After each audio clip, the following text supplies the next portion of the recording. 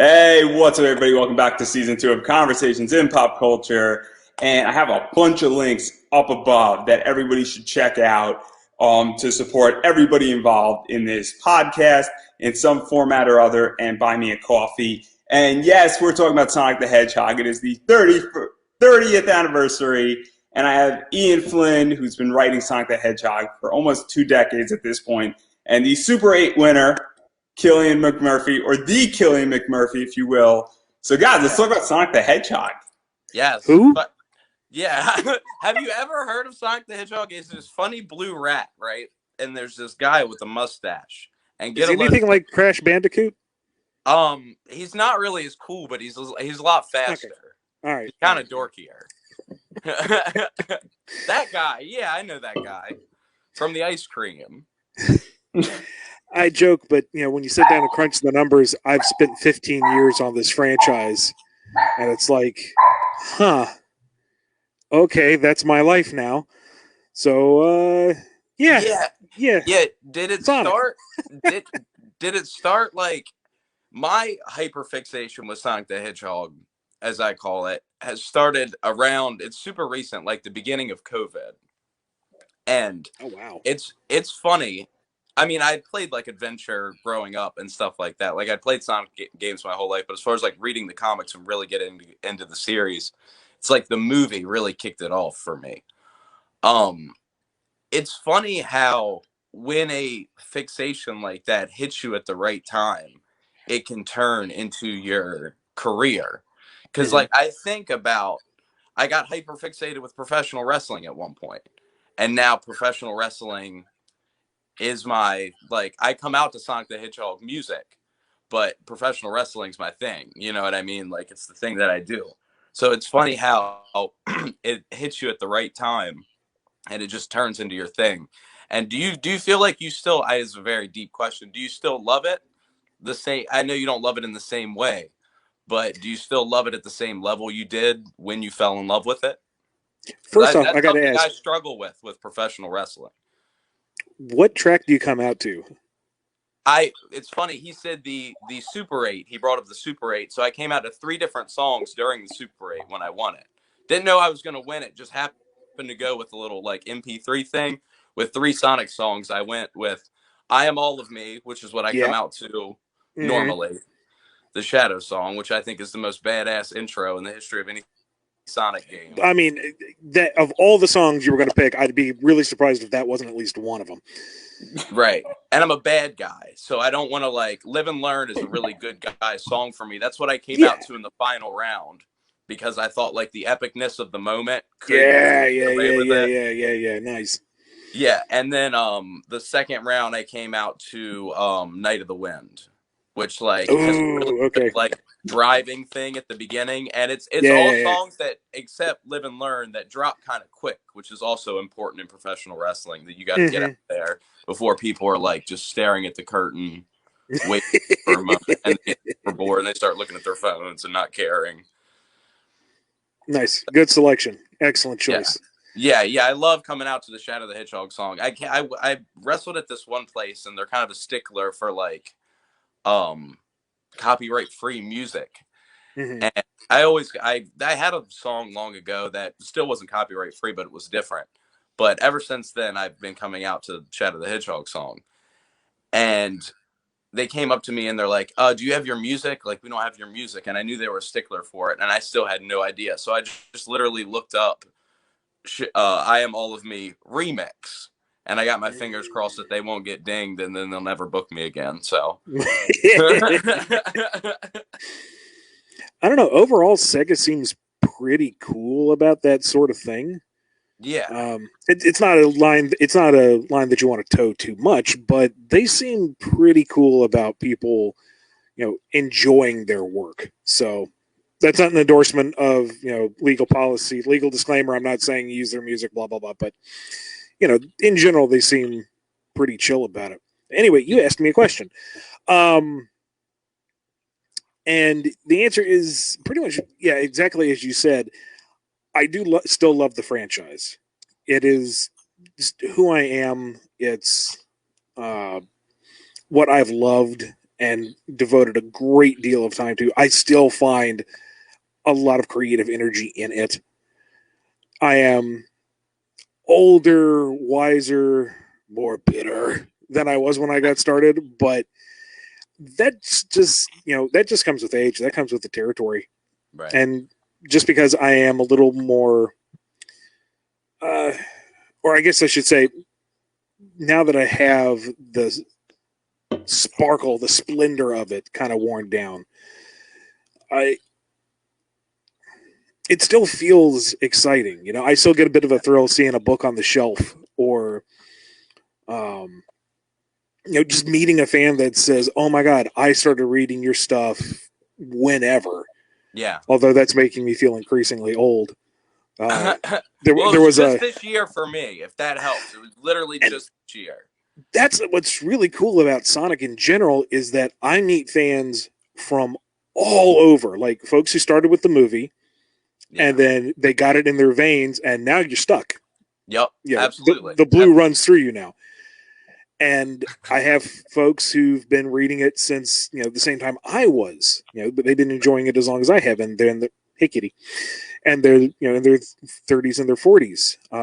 I went to a professional dinner with some of the folks working at Sega, and one of their newer employees was like, "I started reading midway through your run when I was in high school." And I'm like, "Oh God, that's really cool." I also think I felt the gray hair creeping in. You want a hammer, sweetheart? So it's just, once you get into Sonic and you're like, "Oh wait, this is cool," there's so much to enjoy that you just kind of get hooked on it. Yeah, you get hooked on Sonics. So for me, there's so many different. That's what's great about him as a character, and like not just a video game character, but any like franchise. He's like very like transcending with different media. You know what I mean? Like the comics are so good, and thank God the movie was so good, because they still have that on Mario. Like they can say what they want about the Mario games being better, but everything else, Sonic absolutely smokes them. Funny blue rat all the way.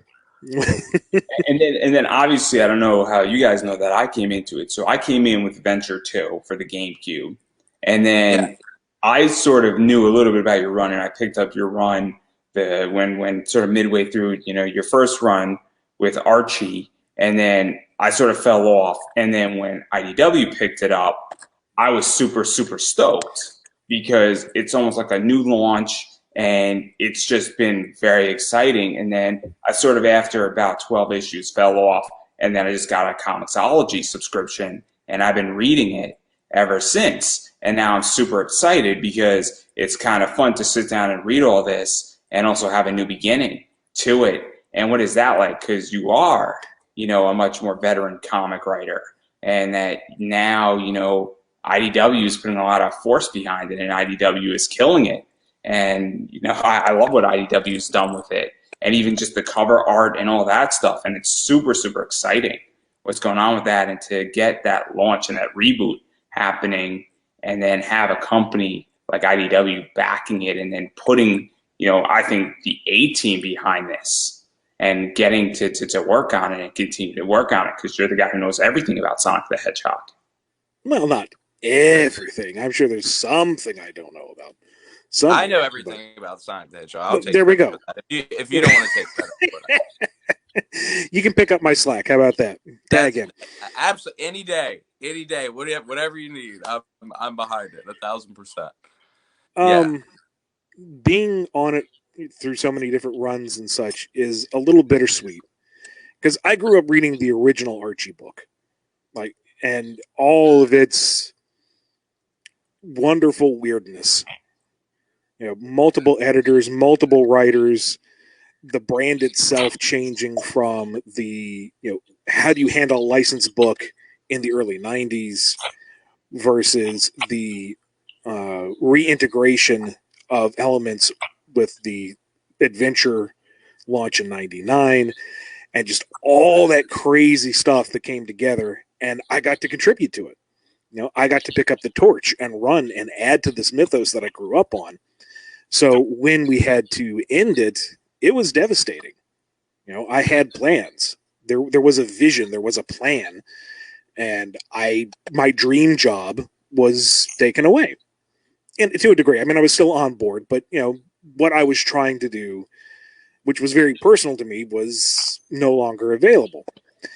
And I try not to be too down about it because I did have a very long run with that part of the mythos, and I got to do a lot of stuff with it. So there's a certain degree of satisfaction to be had there. When we did the reboot, it was kind of fun because we were able to start fresh without all the baggage that had come before.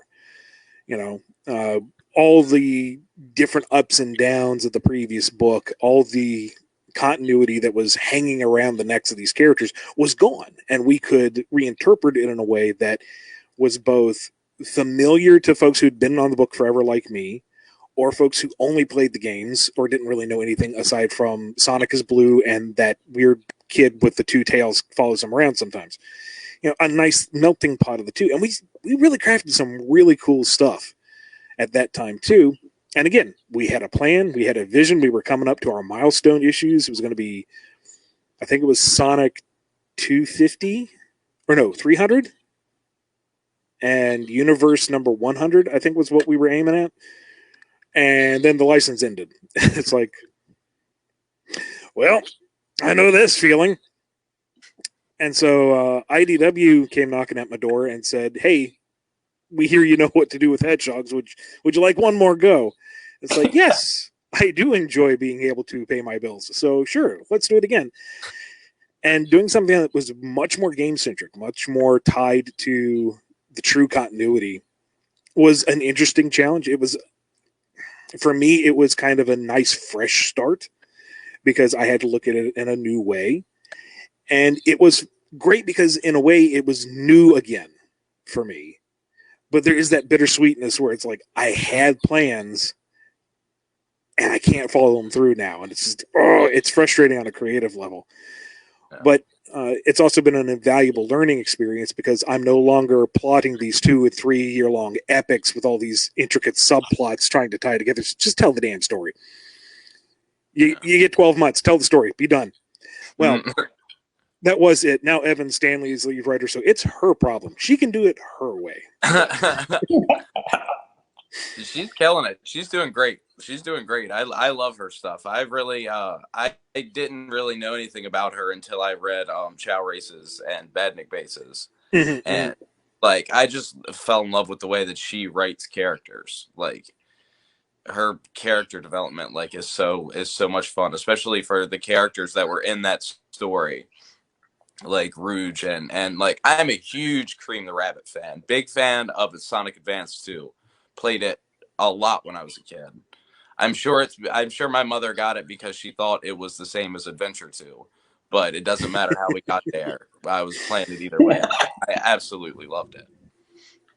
It's such a when the editor said, you know, you've had a long run, but we're gonna shift you over here and we're going to have someone else take the lead. And I'm like, okay, who's it going to be? It's going to be Evan Stanley. Oh, yeah. Okay, cool. Good hands. That's fine.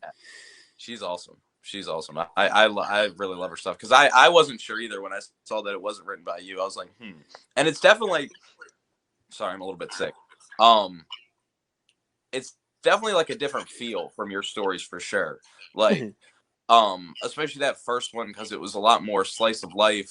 I mean, it had some like intense moments, right, with the Chow and the cages. Like it's very like emotionally gripping, but a lot less action oriented.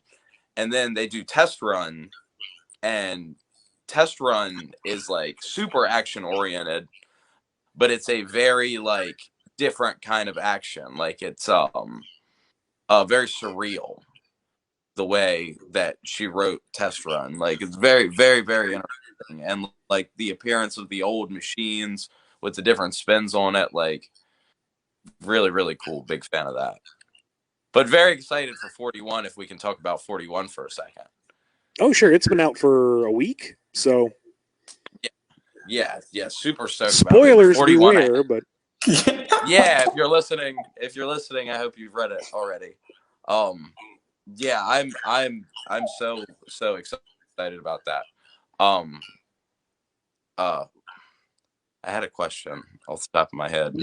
I can't remember it about 41, So, but to, I'll go so to my other to question. even talk about 41, because obviously one of the things that I love about your Sonic the Hedgehog run and with IDW is that cover art has been phenomenal on it. Yeah, And yeah, that that's the thing, that there's the first four issues were phenomenal, how they all sort of connect with each other.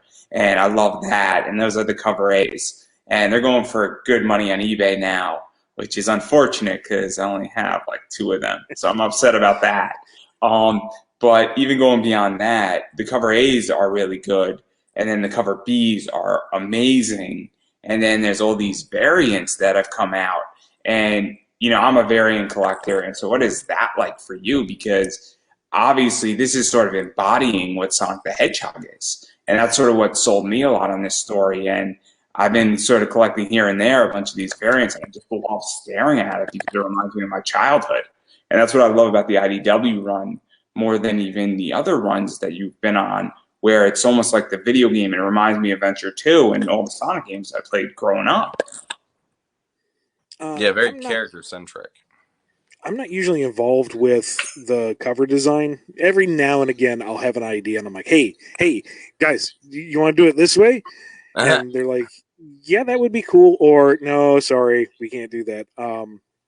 There was one time when I was writing the Sonic X book where the original cover is Sonic running down the highway straight towards you. It looks like an animation still because Patrick Spaziante is inhumanly good Yeah, and super freaking humble too. So just all around great guy. And then for the 25th issue, it was a spoof of that, except Sonic was fighting all these recolor clones on the cover.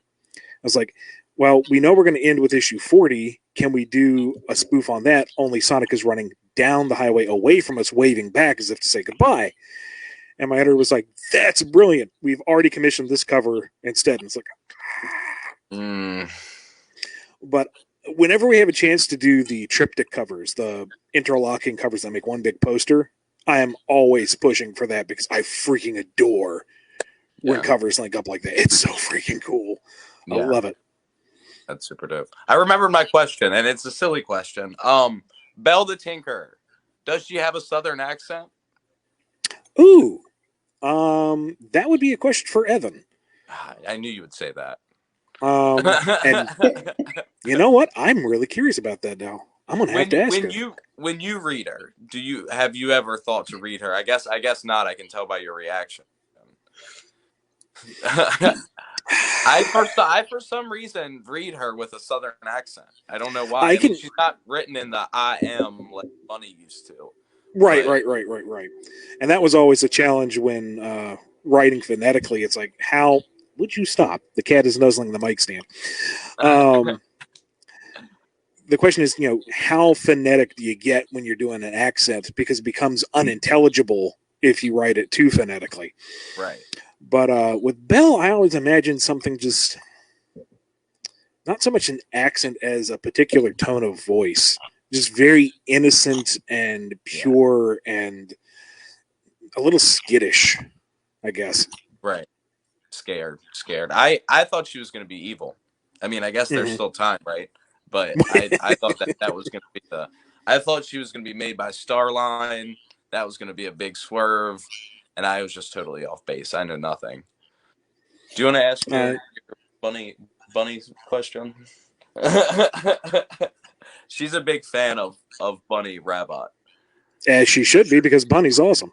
Yeah, it's so funny. I just got into reading the beginning of the Archie series. I'm on like 27 right now, so it's been very interesting ride so far. Buckle up, the ride never ends. I know. It stresses me. I just met Jeffrey. He really stresses me out. Oh boy. I got a lot of weird feelings toward him. I kind of want to fight him a little bit. You're not wrong. You're not wrong.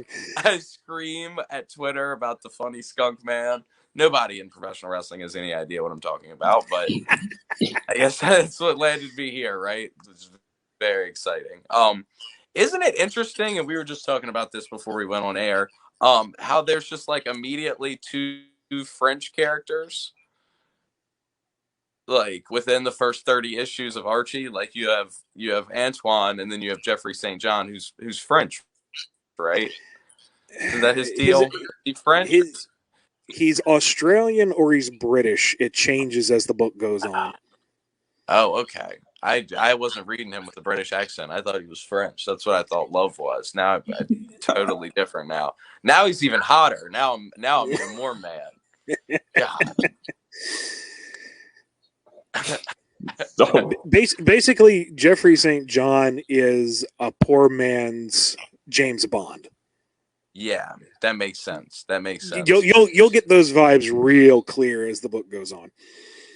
Yeah. Isn't it funny how Princess Sally, and I don't know how much you can go into like other people's work like this, or how much you would be interested in like critiquing something like this, but like, isn't it interesting how Princess Sally's only in it for like a book and a half, and then she's in a coma for the rest of it? That miniseries has such a storied history with it. And granted, this is all like third-hand info on my end. Yeah. But like, apparently it was specifically commissioned by Sega to test out her viability as a character. I don't know if you know this, but she was actually really big in Sega of Australia. Right, like, they got the little statue there, right? Statues, plushes, toothbrushes. If you see any Sally merch, it most likely came from Sega Australia. Like, she was part of the stage show. She was huge over there. That's crazy. And so the miniseries was supposed to like test her out, and the initial pitch was her and Bunny, and the adventure involved finding Queen Acorn, who was like leading this band of mutants in the sewers of Robotropolis. And that would have been a game? That would have been the miniseries. That was the original comic plan. That would have been so much cooler. Yeah, it would have. And you can actually find in the letter section of some of the early books the sketches for the triptych cover, and it's completely different. And you've got this hooded figure who was supposed to be the Queen kind of reaching out across all three covers, which got reused in the Knuckles book later on in terms of concept. Right. But it was, from my understanding, it was decided that Bunny was too cool to be right next to Sally. She would kind of steal the focus. This was meant to be the Sally book. So that's why Bunny was traded out for this new team of freedom fighters and Jeffrey, so that, you know, Sally was the standout. Except, as you said, it's not Sally for like half the book. And she's not the standout at all. It's all about doofus, stupid, sexy skunk man. Yeah. What the hell? Because there's a lot of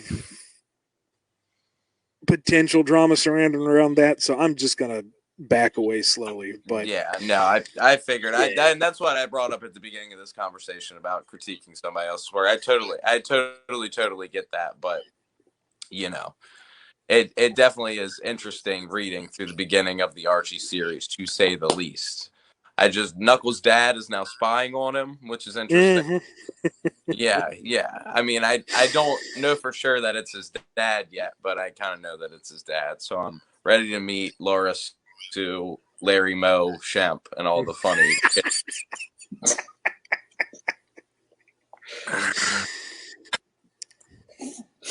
I'm sorry, all my questions are going to be super intense. Andrew, do you have a lighter question than that? Like your question from earlier? Hey man, it's all good. This has been my life for like 15 years, man. Whether it's the simple stuff like, who's your favorite Sonic character? Or why doesn't the metabolism for Rotor attribute to his weight gain between issues? I've had it all, man. I've had it all. Hey, at least we're not getting attacked on Twitter for it yet. Because that's happened between you and me. That was funny, though. That was funny. For those who don't know that story, somebody was trying to be a troll, and you shot me a DM, and I'm like, just let him go. Just let him keep going. The guy is going to hang himself. And it was great because he just kept going. I'm like, it's cool, man. Ian's a great guy. No, he's not. I'm like, dude, he's a great guy. He just kept going, and after like 15 comments of me just being very polite, like he just tired himself out. And the guy looked like a complete asshole. It was the most beautiful Twitter response in the history of Twitter responses. You got I'm more so mad patience than me. I'm so angry and so confrontational about the funny blue rat on Twitter. I say so many like hard hitting and like I'd be like, if you don't think this, you're wrong. Like very intense, and nobody ever comes for me. You're just in the wrong circles, man. I know. I need. There will be those that square up. Yeah, I'm ready for it. I'm so ready for it. I hope for tonight. If you like Jeffrey St. John, give me a follow and tell me why. Happy 30th anniversary, everybody. So obviously, lots going on with the 30th anniversary of Sonic the Hedgehog. Yeah. And so obviously the 30th anniversary book just dropped today. And so what is that like for you? Because you've contributed massively to Sonic the Hedgehog for half of, pretty much all Sonic the Hedgehog. A lot of the comic stuff, you've advanced it. You've done a lot of video game tie-in stuff. And so, like, it's crazy to me that, like, how do you feel that even a book was released on it in a comic format and the series is still going with IDW and all that stuff? Because it's wild. There's been a bunch of cool stuff going on. It's trending on Twitter too, which is always cool when that happens. And obviously, I mean, you're known for this, and I would imagine you must feel pretty good about it. And it must be pretty cool. Like because normally we've been doing annuals for the past 2 years. And then this time it's like, okay, we only have the time and the budget for one. It's the 30th anniversary. We need to do something a little more special than just here's an annual. And let's do a classic book because we hadn't seen classic Sonic yet. And people have been asking for it. And I got to pitch a couple of ideas. What would you want to do? And Seasons of Chaos was kind of like my big gimme list. It's like, if I can get a fraction of this, I'll be happy. And I got all of it, like 100%. So, and then Aaron and Reggie, who were the primary artists on it, they added even more to it. And they're like, do you think we can get away with this? I'm like, maybe be up front, but go for it, man. So there's like these, there's some cameos in there among the badniks that are really fun that I never even thought of. And I'm like, oh, dude, this is great. I hope it gets in. And just the book itself is freaking gorgeous. My story, Gail's story, the gentleman who wrote the other story, the McElroy brothers. Their story is, the whole thing is just exquisite. And I would like to go on and on about a certain element of it, but the book just dropped today. There are folks who haven't read it yet, and I really don't want to spoil the surprise because the number of characters I got to play with is astounding. That's exactly what I was going to say about the classic universe. Is like, and I'm so glad you said that, and I'm so glad that you said you weren't going to ruin it because the characters that came to mind when you say classic, like, it's so exciting. And I know one in particular is probably very exciting for you. Big the Cat, right? Big the Cat, right? Oh, absolutely. I love Big. Big is life. But no, it's just like, I don't know. I have a lot of fun with classic because it doesn't have to be melodramatic. It doesn't have to have a dire threat looming over everyone's shoulder at any given time. It's almost like Looney Tunes.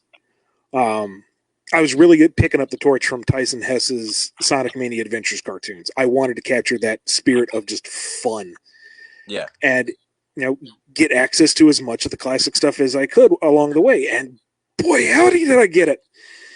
So, and what I love about this, and obviously it's very exciting, and I don't want to ruin anything either for people out there, but it's this idea that you're not just capturing the IDW crowd. There's a whole bunch of people, Lisa Ortiz, who was on my show, who plays Amy Rose, her nieces and her nephews are now watching like the Sonic Boom and Sonic X cartoons. And that's a generation you're capturing. You're capturing people who have been reading for 30 years and been reading for 25 years. You're capturing new people. And so you're playing with a whole spectrum, and you're capturing people who are into the movies and all that stuff. And so obviously it's very cool when you get to bring it back and you get to capture what the heart of Sonic is in a lot of Yeah. ways. And that's what this book does. And also, there's a bunch of covers. There's the cover A, the cover B are very easily to get, and they're both awesome. And so it's very cool because you're paying a lot of respect to every single Sonic fan, no matter where you came in, and there's something for everybody in this book. Yeah. That's what we try to do because Sonic just. I've been busy all day. I haven't been able really to enjoy the 30th anniversary. Like I see people going nuts about the concert. And I'm like, I bet it sounds good. But it was even though I've only been able to glance at Twitter throughout the day, just the amount of joy that people are having just makes me vicariously happy. I don't have to be, in the thick of it. I can just see how happy and how excited everyone is about it.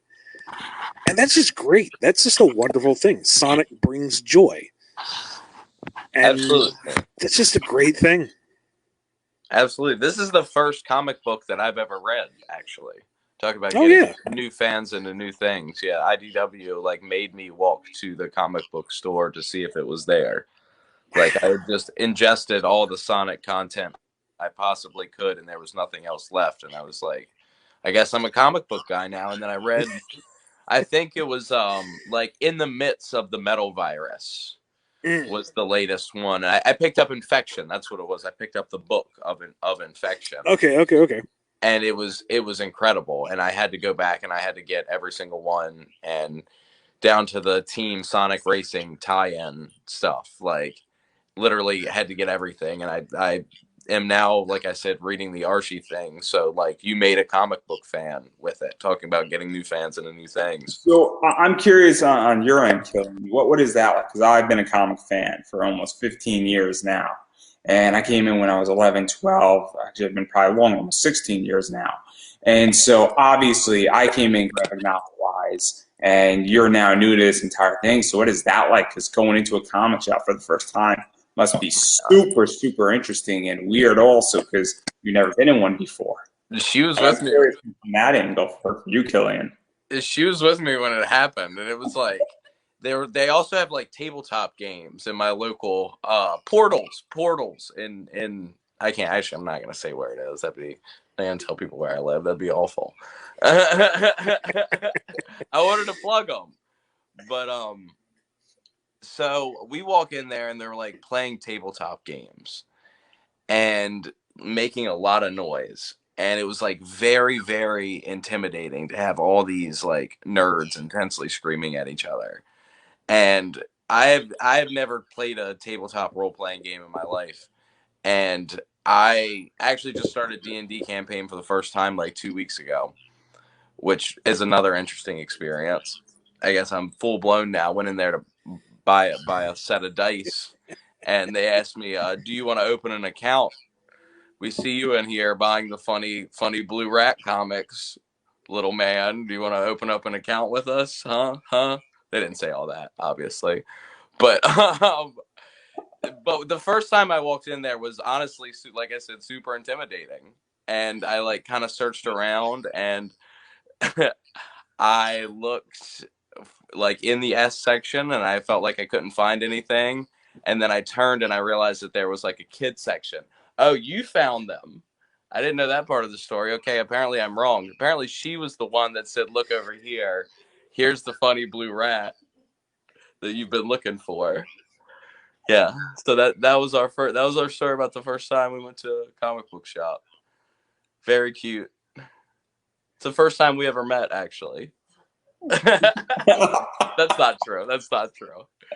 She was playing the tabletop games, weren't you? You were yelling.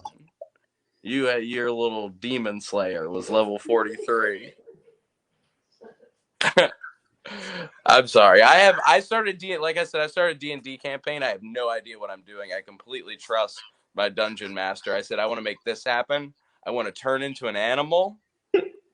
And I want to be able to go fast because I want to be a fast hedgehog in the game.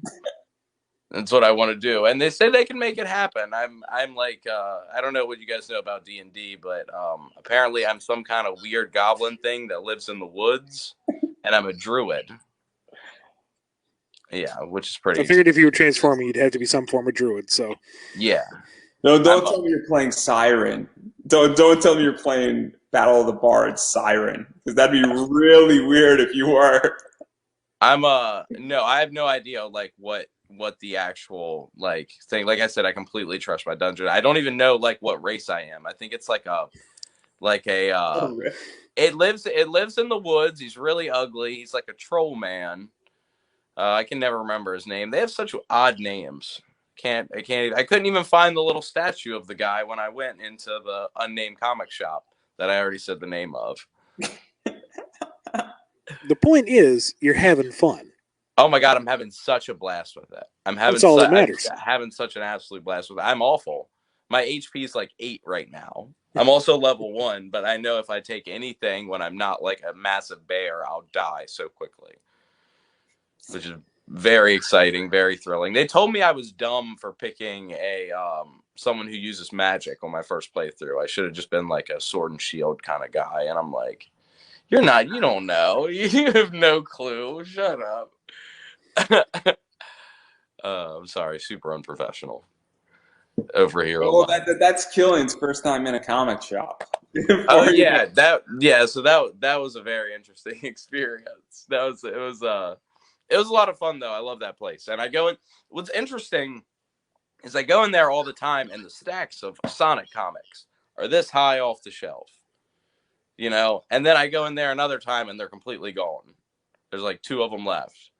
And I never see anybody else in there touching them. But at times they go from the most to the least. So I look around and I'm like, there are others out there somewhere here locally in the unnamed town that I won't name again.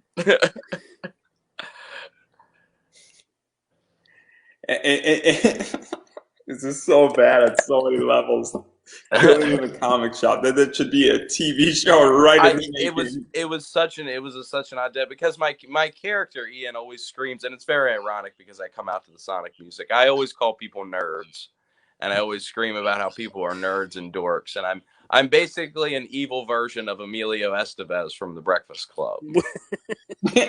So probably the reason Andrew asked me that is because he was imagining me in my my Letterman jacket and tights and wet hair screaming at people while they're playing D&D.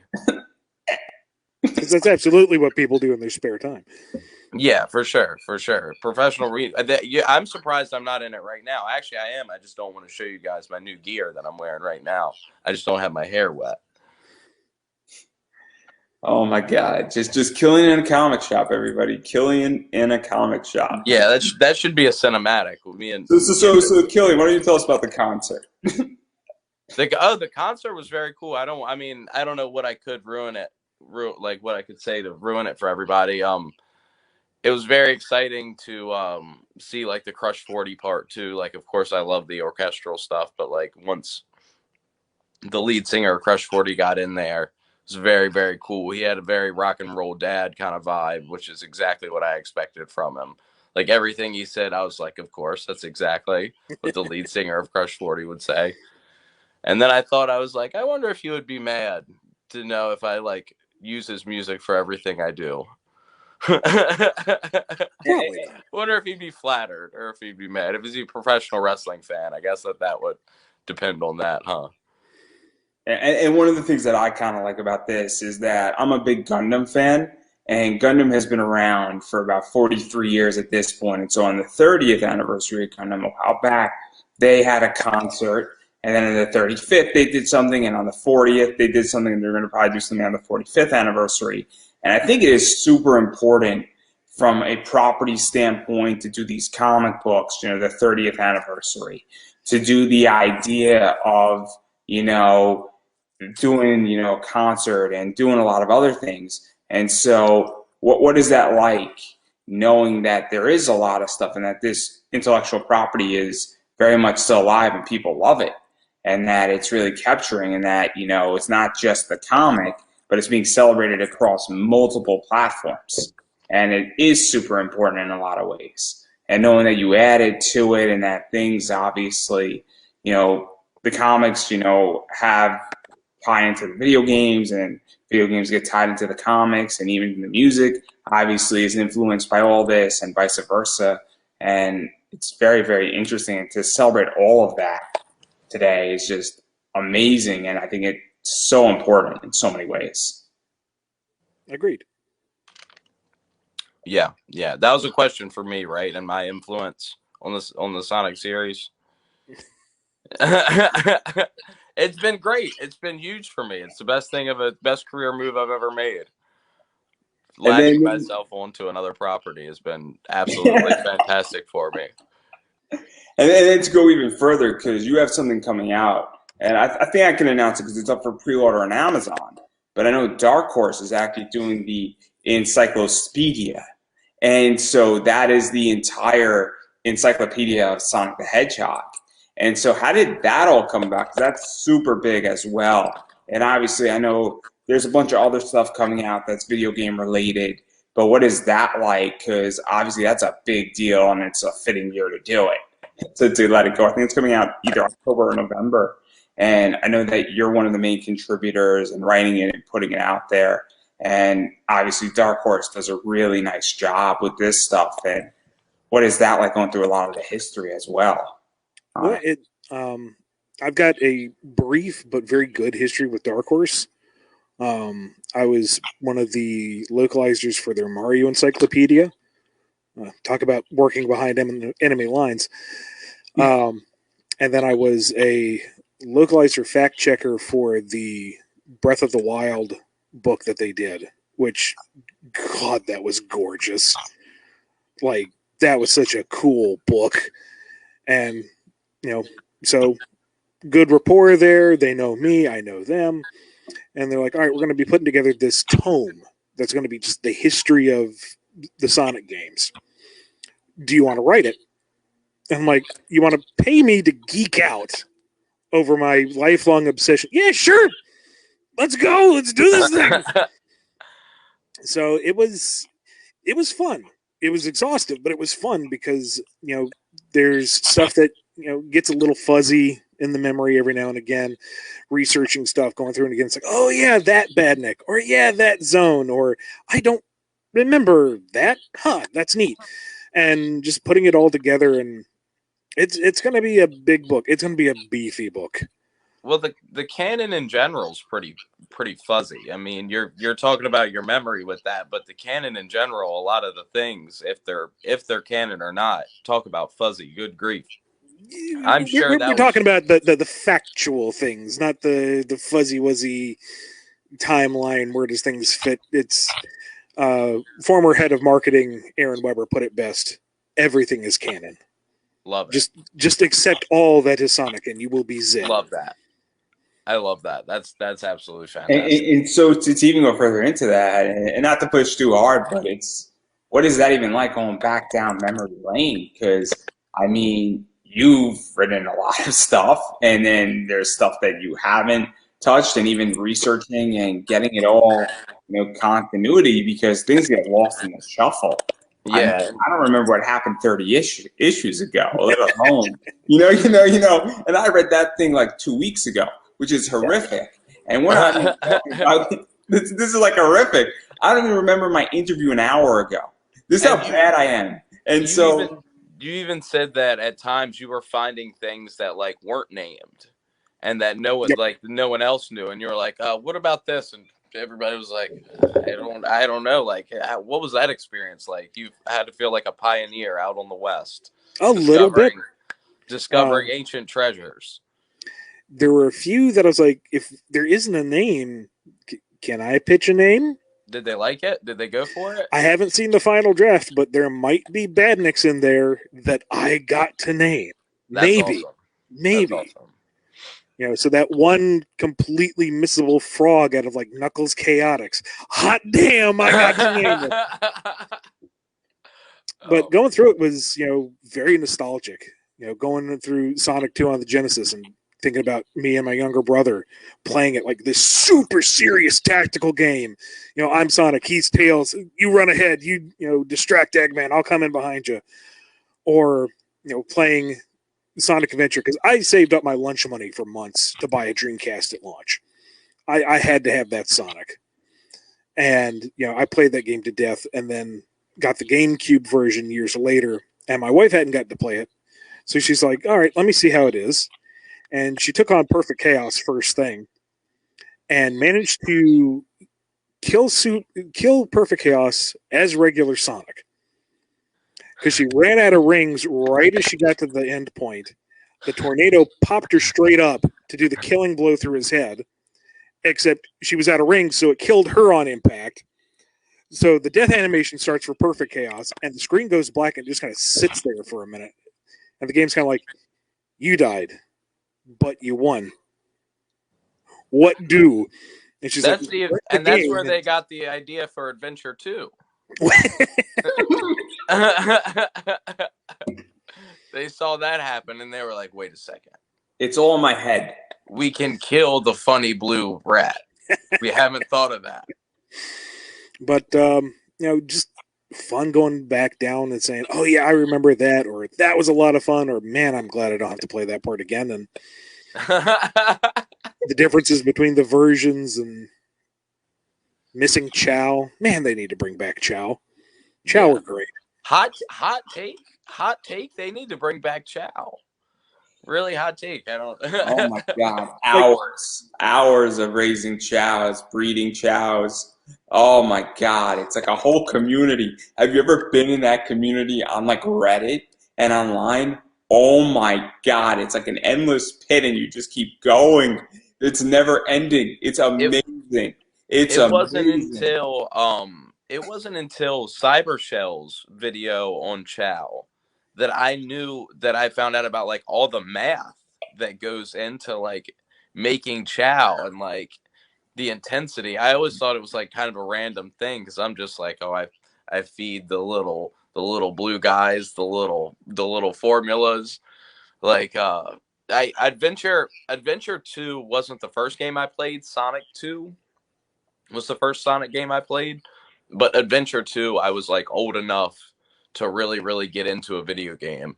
And it was like one of the first games like I really, really fell in love with and like still loved it. It's still my favorite video game to this day.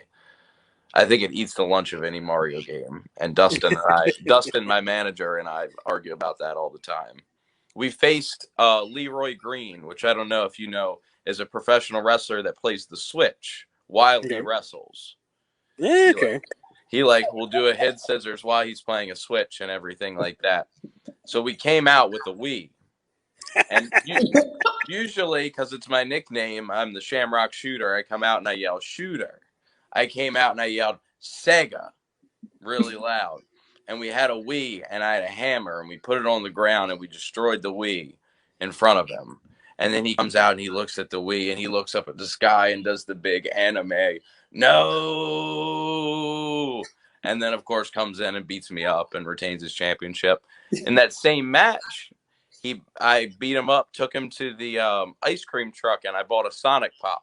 And Dustin was feeding me it. And eventually the good guy slaps me with it, slaps him with it, starts making his comeback and beats me. So just like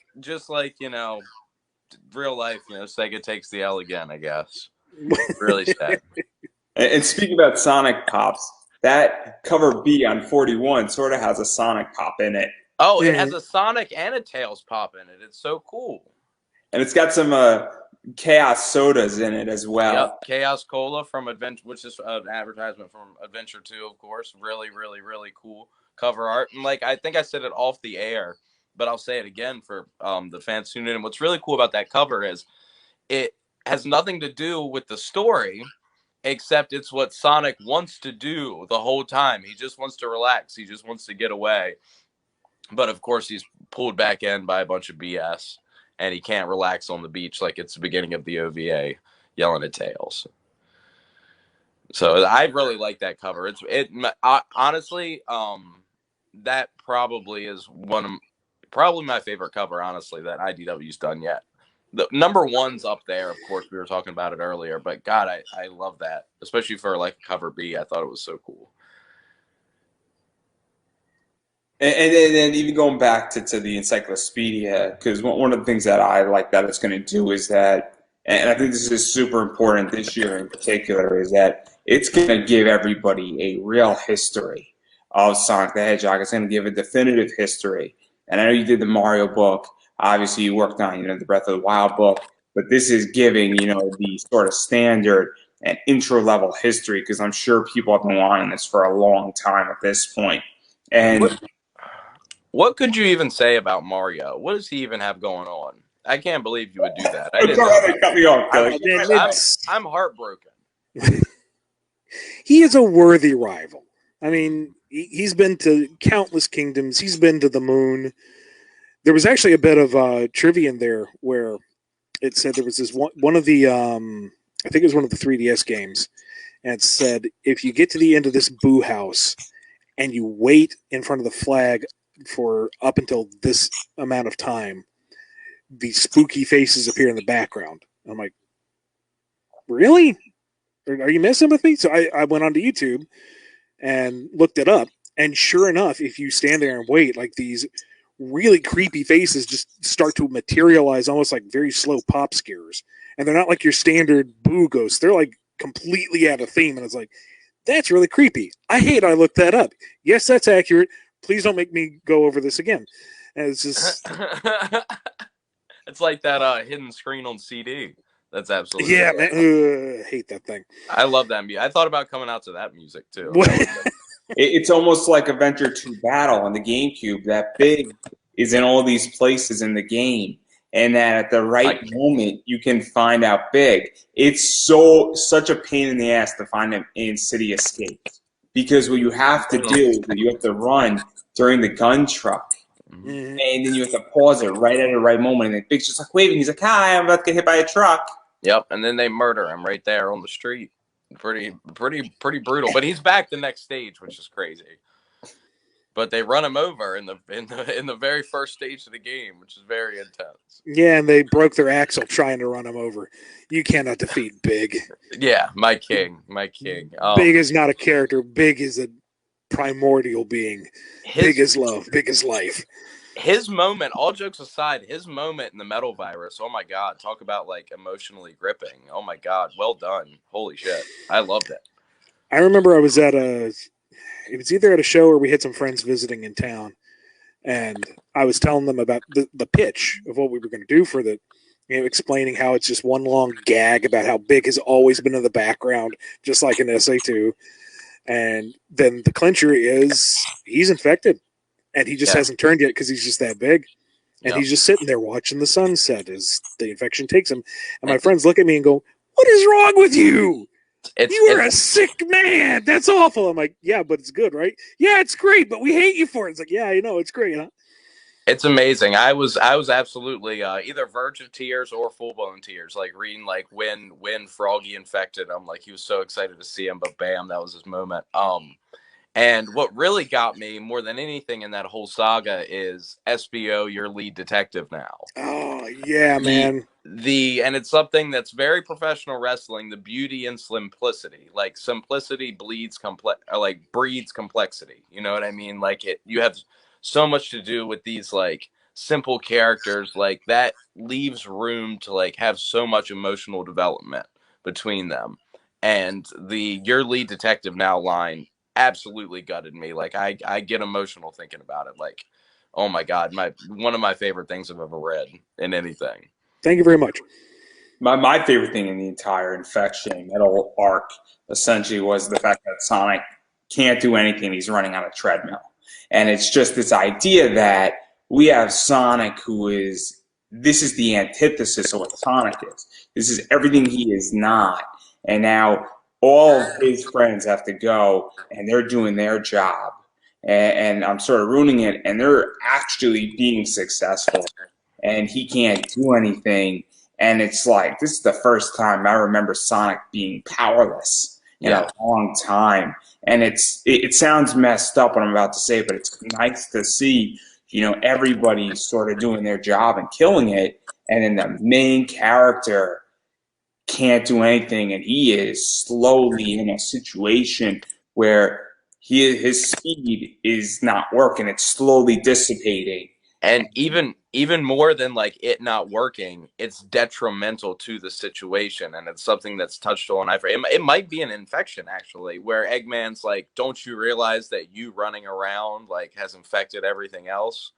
Like, and like it just lingers there for a split second before Sonic like snacks back into it. But even like it lingering there for a split second, you can tell it had an impact on the character. It's And really amazing writing, and that's what it is. And I think this is something that people don't understand is that you've taken Sonic the Hedgehog, which I don't think people say, oh, it's kind of like Teenage Mutant Ninja Turtles, where they sort of view it sort of childish a little bit, and you've actually made it real and you've made it dark in a lot of ways. And I think it's something that elevates it, where this is not a kid's book anymore. That arc is not a kid's arc. It's not meant for a 5-year-old. It's meant for somebody who's 13, 14 in a lot of ways, because there are serious consequences. And it's amazing. I aim when I don't think of it as a kid's book. I think of it as an all ages book. Right. And that's usually, code for kids book. But I mean that I want this to be read by everybody. I want, the kids who are enjoying it to be challenged a little bit. I want the adults who are reading it to go, oh, hey, this is actually kind of fun. And the easiest way for me to approach that is to just not talk down to the kids. Yes, when you get down to it, Metal Virus is a zombie apocalypse story, but there's no bloodshed, there's no actual death. All of the drama just comes from the helplessness of it, which is the intrinsic value of a zombie story. Yeah. So you can tell a mature story without being gross or crude or hyper violent. I mean, there's nothing wrong with that. There's definitely a market for that. But you can do it in a variety of different ways. I kind of set the bar for like classic Disney. I mean, you think about Little Mermaid. At the very end, Eric plows that ship straight through Ursula. There's no, oh, he just bumped into her. No, he freaking stabs her, dude. Yeah. She dies slowly and painfully. Yeah. Like Tarzan. At the very end, Clayton, you see that silhouette of the dude hanging there. He is freaking dead. Yeah. You don't see a body. You don't hear the snap. You don't, see the bowels release. But the point is, the dude's dead. He didn't die well, and you know it. You don't shy away from it. You just don't have to be overt or gruesome with it. And there's an art to that in a lot of ways, where you can make something violent without having to show the violence, and everybody gets it, and you don't have to show the blood, and it's a very nice art, because gore is overused in a lot of ways. I'm speaking with CB Zane. I don't know if you know who CB Zane is, but we were having a conversation about nude covers in comics and how they're overused now. And you can show, the sexiness of a character without having to make her topless. And there's a bunch of perverts out there making these women topless on the covers of these magazines. I haven't seen those in my local unnamed comic book shop. It's the back room, Killian. It's the back. Oh my God! I don't want to go over there. I want to stay far away from that. That's scary. But I think the point is that what you are doing is that showing the intensity and the consequences, but you're also not having to show all of the blood, the gore, and it's just implied and everybody gets it. And it's really good writing, because depending on how far you go and what you can and can't imply, it could be missed. And it's not missed in Sonic the Hedgehog. And this arc in particular, it's really good writing. And that's super important, where I don't think people understand how complicated that is and what that actually entails and how to make that work. And obviously, I'm trying to write a comic, and it is hard. It is hard to write. There is no doubt in my mind. It is hard to write. It's hard to draw. I can't do that either.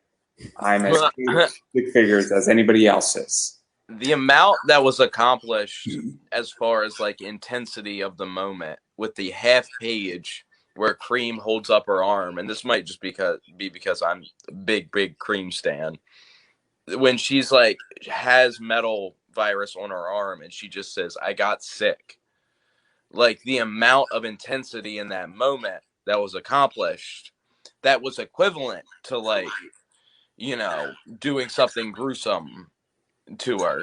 Like was insane. Like the amount of like ripping. I'll throw out a scene from another book, and it might be a stretch, and I'll take it.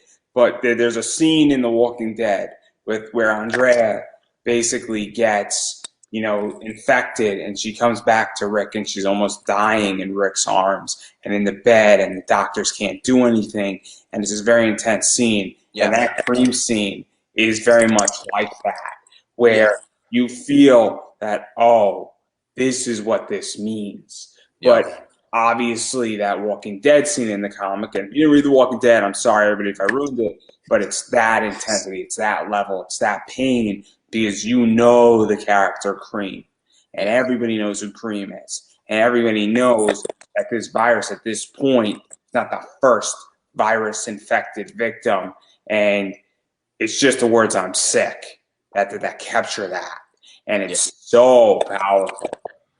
And there's probably folks listening right now. They're going, "You're talking about Sonic, the bright, cartoony animals. It doesn't have any business being so grim."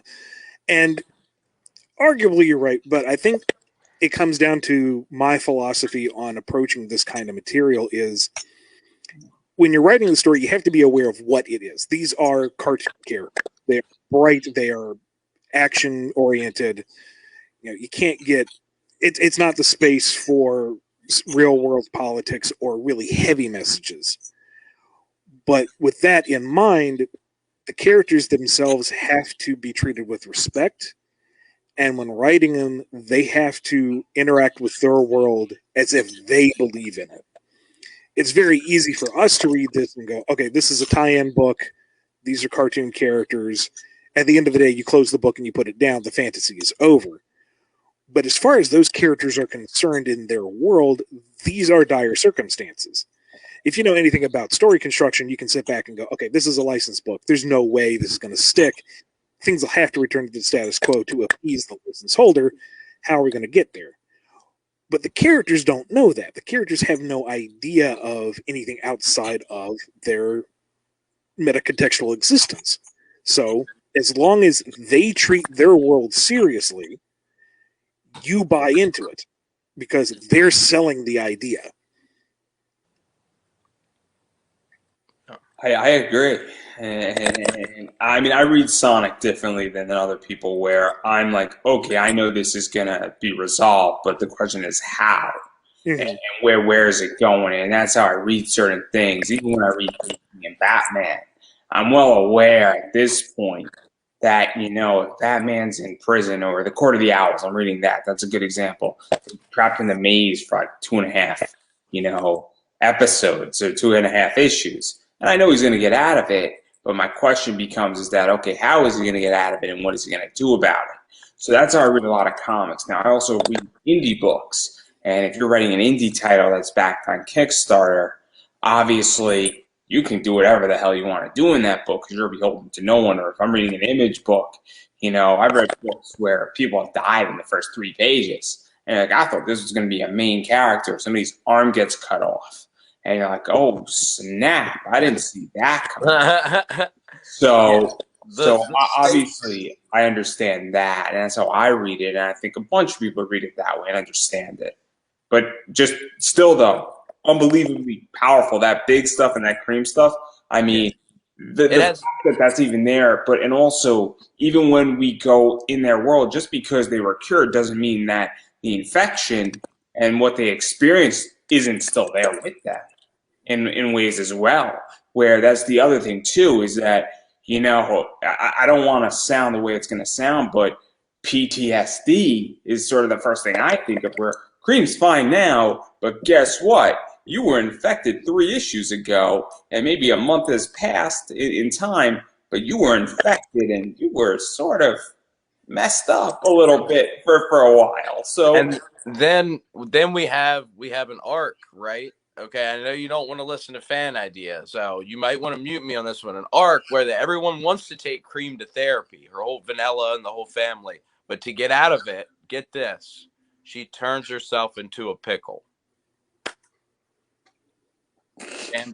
Damn it, turns herself into a pickle. She's a pickle. Accidentally gets flushed down the toilet. Has to fight a rat at one point. And then eventually they go to therapy and have the. I don't know if this has been done in any really popular Emmy-winning television programs or anything like that. Doesn't sound remotely familiar. No. Turns herself into a pickle. Call her Pickle Cream. Do you think that's a good idea? I don't know, Rick. That sounds a little hard to pull off. Sounds like we might get in a lot of trouble. Oh, jeez. Oh my gosh! I'm so glad you knew what I was talking about. I would have felt like such a maniac. It took You had been like, "What is this?" That's a very interesting tangent. Please take your medication. It took me a minute, which I didn't know where you were going with it in the first like 10 seconds. So I'm the worst. Good. Love that. Yeah. Well, I don't want to keep. So obviously, I want to do speed round with a speed round. A speed round with Ian. All right, I'll answer him too. I'll answer him like I have any authority to have any, like I said, authority on the subject. Here we go, speed round. We're gonna do marry, mess with, and murder. Oh my God! I hate this game already. No, I don't like this. Sonic, Tails, or Knuckles? Disgusting. Let's see. The running gag is Tails dies, so he murders. I spent a year and a half torturing Sonic with a plague, so we'll call that messing with him. And Knuckles is my boy, so yeah, we'll marry. And they were doing the same thing with Eggman, Rouge, and Shadow. Hold up. I want a round on this. Okay, I know I poo-pooed the question, but I feel like Knuckles might be really intense to marry. Like, I feel like he's like not socially adept like he should be, like growing up in isolation. So he might be like really weird at parties and stuff like that. So I just think it's something you should think about. Okay, what's the next question? You don't even have to respond to that. What's the next question? Yeah, but he's devoted, man. Think about loyal. It. He spent his whole life guarding a rock with nobody to tell him that he has to do it. Yeah, but what kind of rock is he giving me? That's my question. I meant a ring, not in any weird way. Gosh, this is going off the rails. I can't believe you took this off the rails, Andrew, and not me. That's unbelievable. I had it off the rails for a second, but you have fully derailed us onto it. We're covering every aspect of the Sonic fandom. Well, Killian knows what my wrestling ring gear is going to look like. So it's not. I don't know if Killian wants to tell my idea or not, because it's totally off the rails. I'm actually doing. Actually, I don't want to give that away yet. I'll wait on that too. It's not my idea. I know that. Yeah, tell your idea. I won't. It's not my place. So with wrestling gear, you can do. And Killian will correct me on what it's called, but you could do tights essentially. And tights are sort of long form trunks, right, Killian?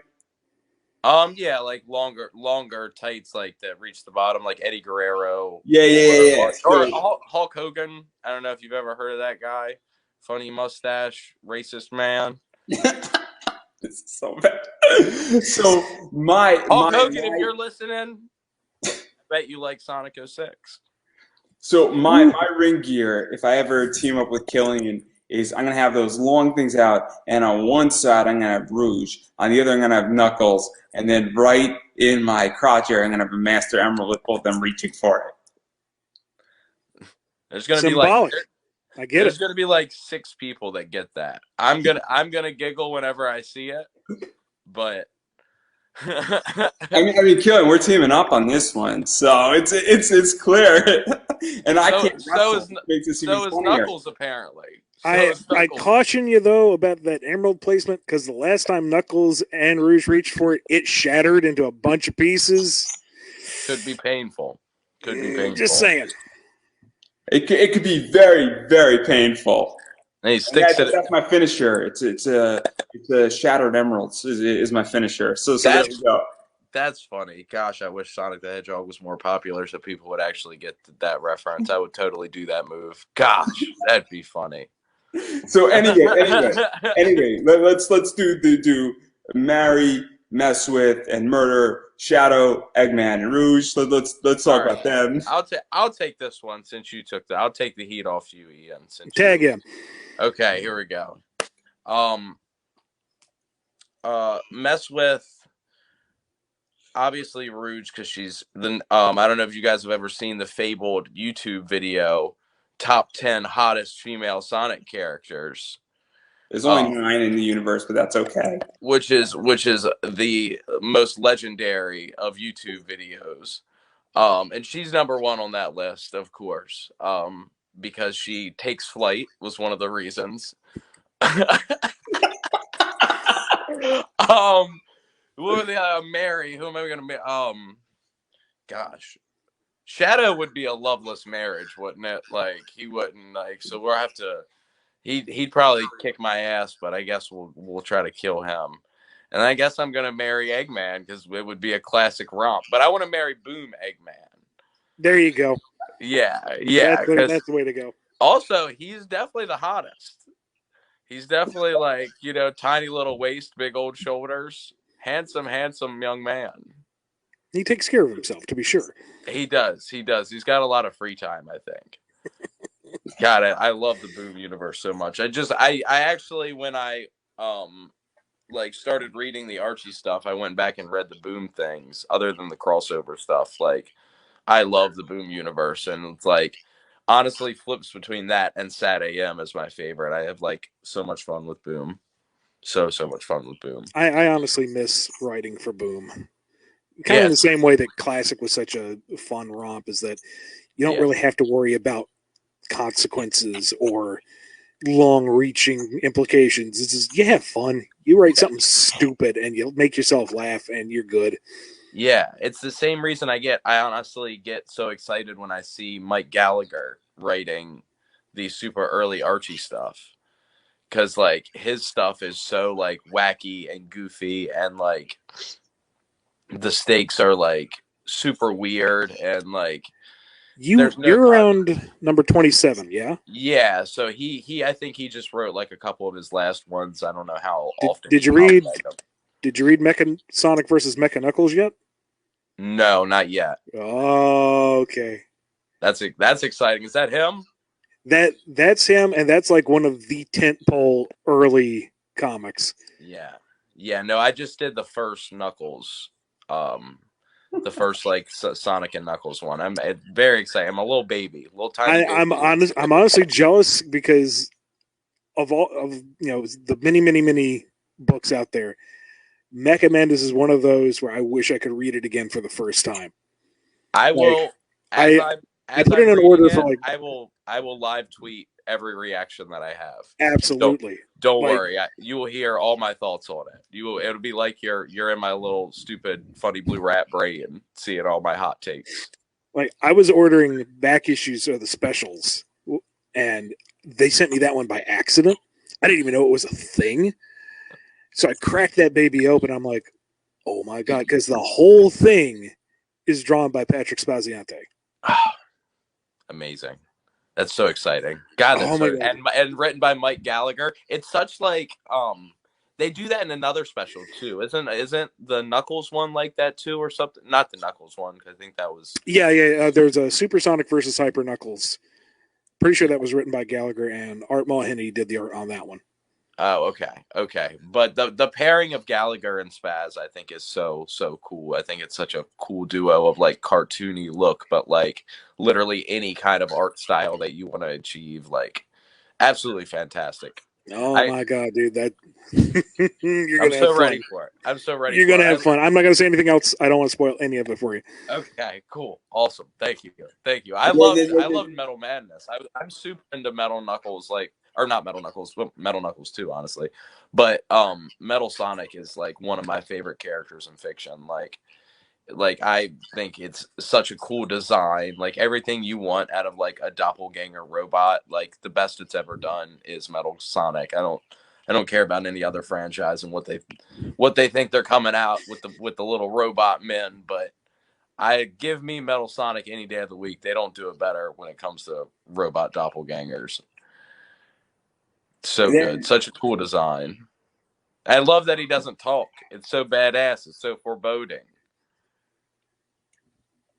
And then obviously, I definitely want to talk more and more about Sonic Speed Round still in effect here, even though it's getting Oh my off the God, rails. I'm not speed rounding at all. I'm sorry, I forgot it was a speed round. So obviously, Chow's Hero Chow, regular Chow, Dark Chow. Dark Chow. Same.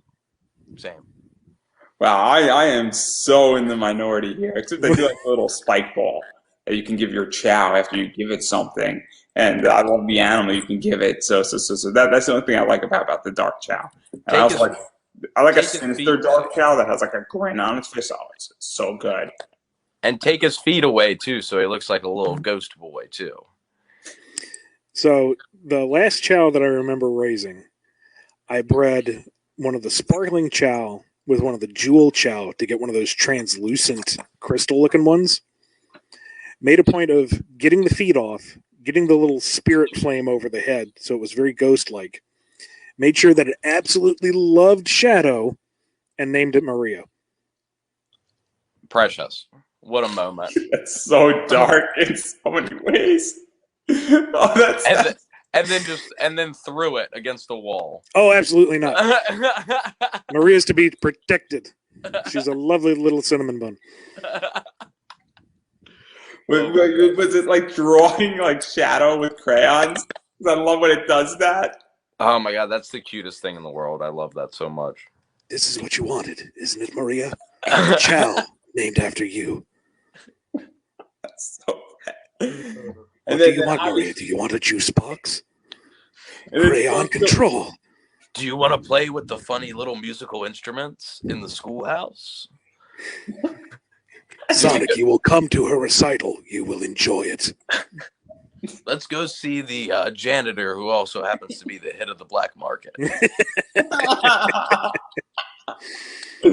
And the school nurse, who apparently is a psychiatrist. I don't really know. Chow are multi-talented individuals. They can do lots of things. True. I like how the principal's a Chow. He's like, you're a Chow, likes triangle fruit. You're a Chow, likes round fruit. Your Chow is very healthy. It's 9,000 years old. Is that? I wonder if that's within his actual reach. As I might have to talk to the board of ed. I think that's out of his actual PSP as a professional, and I think that's a little odd that he's making these remarks about my child. Speed round. We're going for Sonic the Hedgehog. We're going so fast. And then obviously favorite Crush 40 song relating to Sonic the Hedgehog, of course. I know Killian's. Yeah, that one's easy. Their version of Sonic Boom. No, I'm just kidding. You narrowed it down to Crush 40, so thank you. Never Look Back. That works. I could see that. I prefer to look forward, but to each their own. I don't know. I feel like it's just a really good rock ballad in its own right, and it works really well in terms of Shadow as well. But also, God, everything else. Yeah, just the Crush 40 music, just straight up. You can't pick. Usually the theme song of most of the games are phenomenal. They're all great. Sonic and the Black Knight has a soundtrack that is way better than it has any right to be. Holy crap, dude. I like the demo version of Sonic Heroes when he's just mumbling through the lyrics. And there's no lyrics. Like, well, I like the Knuckles levels because I think those raps are fantastic. That guy's canceled, though. That guy is apparently not a very nice guy, I think. I agree. It's just that if you start listening to all of it, it's all in your head, is all I'm going to say. Well, that and it takes you half an hour to finish each stage the first time, so you're going to hear it on loop at least 20 times. True. And so. And then obviously, I want to ask, favorite Sonic video game? Classic or modern? Anything except Mario. The Olympics do not count. Smash can count. Smash is an experience in and of itself. If we're talking classic, it's got to be Mania Plus. Sonic 3 and Knuckles held the title for the longest time. Mania was really good, but then Mania Plus brought back Mighty and Ray. And, I mean, it's just so exquisite. 3D, it's a toss-up between Generations and Colors. I like Adventure 2. That's my favorite, of course. Another good one. Typical. I'm Typical Adventure 2 for millennial. some reasons. And then I love, I enjoyed Sonic Heroes tremendously. I like Wrath of Cortex. It's my favorite song. And then I also enjoyed Shadow the Hedgehog because Shadow's carrying a gun. That's the only good reason. That is funny that he has a gun, and it's awesome. It's like a hedgehog carrying a gun, but it doesn't kill them. They just look up at the sky in a very Shakespearean way. Forsooth, why hast thou wounded me with thine firearm? All right, Ian, we don't want to keep you any longer on the 30th. So obviously, I think you. speed round is done. We've been talking for a while, but I do want to give both you an opportunity to promote yourself. So I'm going to let Killian go first so that Ian gets the last word. Okay, I got an issue of Sonic IDW 42 coming out that I wrote. Really good. We got cool artwork. I have a show that I directed and produced coming up on IWTV. Coming up this Tuesday at 8 from 8 to 10 is our time slot, and then also catch Candy Coated Kingdom this Saturday that I helped direct and produce, which is super exciting. A couple really cool shows. Saturday at 8 and then Tuesday at 8. That's our schedule. Both directed, both produced by me. Got Candy Coated Kingdom first, and then Killian Vision, truly my masterpiece. I'm so excited. It's my metal virus, Ian. It's my metal virus. This is excellent. We're very excited. I get a little funny remote and I take control of everything, and I have power over the camp and nobody can stop me. We're super excited about it. Does Camp Leapfrog have a code for a few days for free? Yeah, Leapfrog. If you guys want to get IW, Ian, if you want to check out the show, it's all you got to do is type in Leapfrog on IWTV.com, and you will get all their content, all their content, and it's absolutely fantastic stuff that we're so excited for. We for the first time ever, we're not funny. We try to go serious in the main event, and we're like a serious cinematic with like drone shots and really cool angles. Like, we really blew the budget for this one, boys. We're so excited. Wow. I'm sure Chris is happy about it. He better be happy about it. I put my heart and my soul into this. That's like the producer of everything. He better be happy about it. Our team did all the editing. Like, we're so excited for it. We're so excited for it. At one point, get this, Dustin turns himself into a pickle. Mind blowing. And then I have this book called Dragoon that I've been writing too. Oh, you went there. You went there. All right. No, I'm just kidding. Ian, go ahead with your stuff. All right.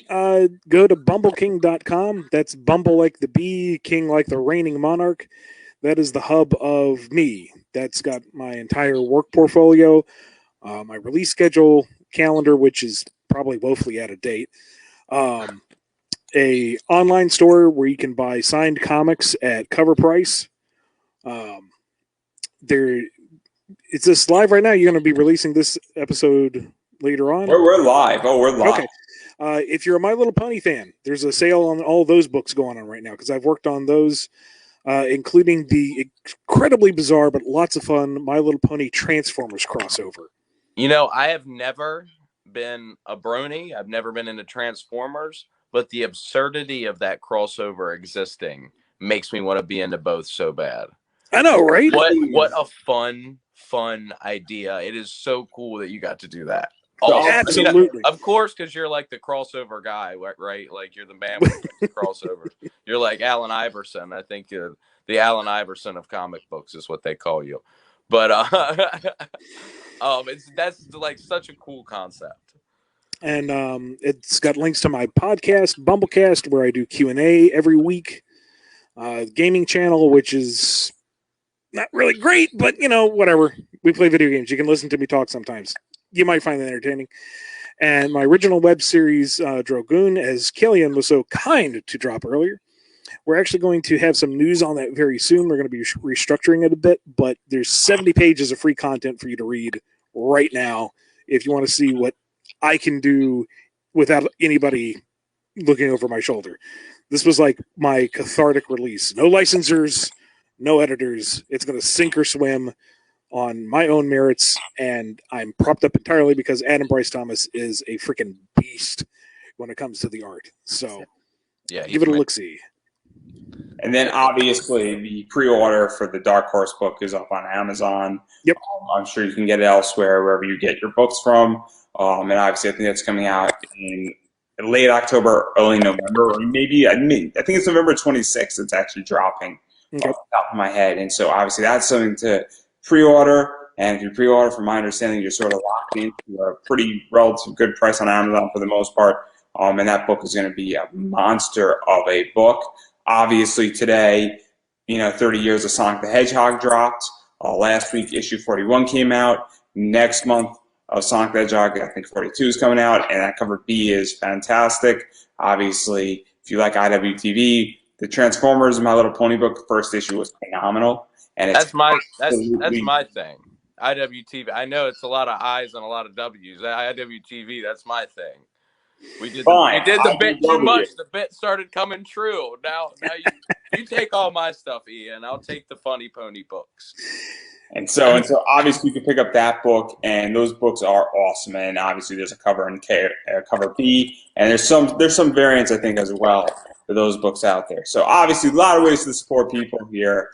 And so I'm going to be saying it, continue to say it. You have to support indie creators. Obviously, I have Killian, who's a wrestler. Support him with his links.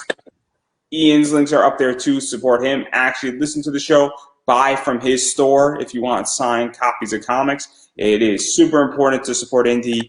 Obviously, follow people on Twitter, Facebook, Instagram.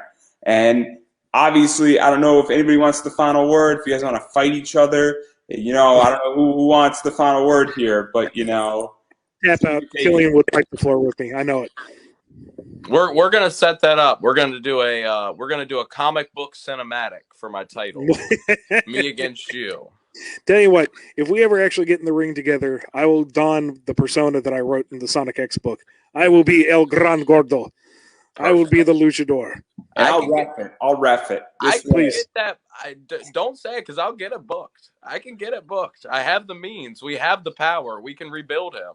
Hell, dude, I'll shave the mutton chops into place. I will make this happen just for the hilarity of it. Oh, my gosh. My manager wears mutton chops, so you would match him 1-1. I'll get it booked. It's settled. It's settled. That's the final word. Be out for that Killian Vision 2, Revenge of the Flynn. Well, on that note, I have nothing else to say. Oh, I'll come up and I'll have a pistol. It'll be a badass scene, right? And it'll be the funny Omachow gun from Shadow the Hedgehog. And I'll look at you, and we'll go out on this because we got a minute and a half left. I'll look at you dead in the eyes, Ian, and I'll say, are the freedom fighters going to come to IDW? And then I will heft you out of the ring and say, ciao. Oh my gosh. And in a puff of smoke, he's disappeared, never to be seen again. Oh my gosh. What a scene. It writes itself, really. It really is. It's a beautiful art form. America's finest, that and jazz music. Thank you so much, Ian. This was so amazing.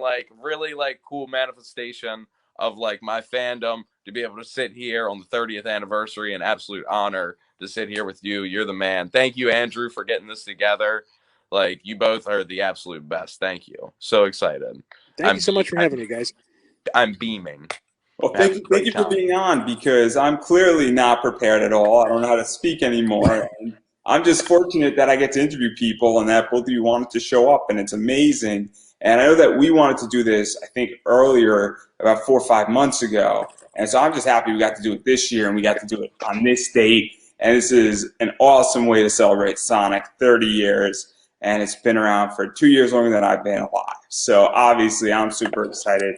And I'm very appreciative of both of you for taking time out of your day to talk about Sonic the Hedgehog and get a little unprofessional with it as well.